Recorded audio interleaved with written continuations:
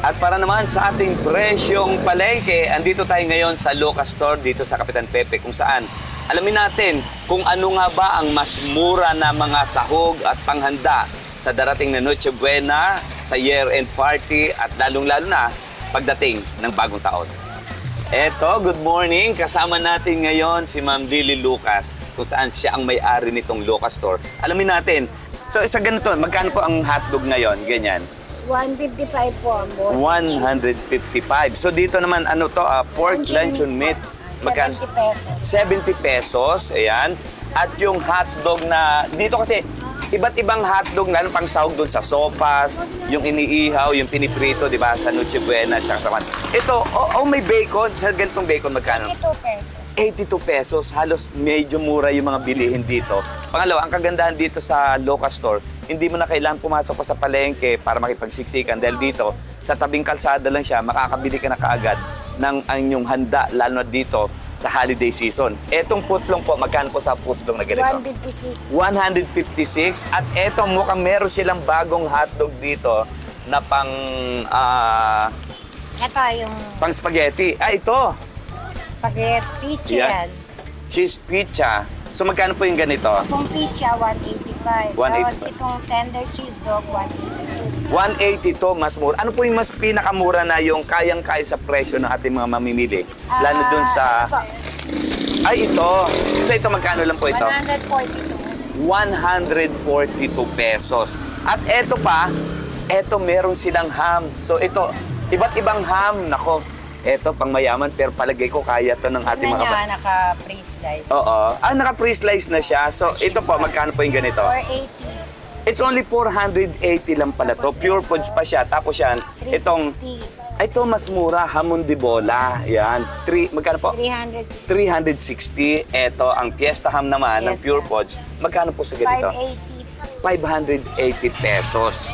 Ayan. So, ma'am, ayon nga po sa DTI, medyo nagtaas daw po sila ng presyo ngayon na almost 5%. Kayo po ba, siyempre, inaasahan natin mga kababayan, tumaas po ba ang presyo ng ating mga paninda dito? Tumaas yung puhunan namin, pero ganun pa rin namin ibebenta sa retail. Ay, ganon? Hindi na kami magtataas. So, bakit hindi na po kayo magtataas? May konting tubo pa naman natitira.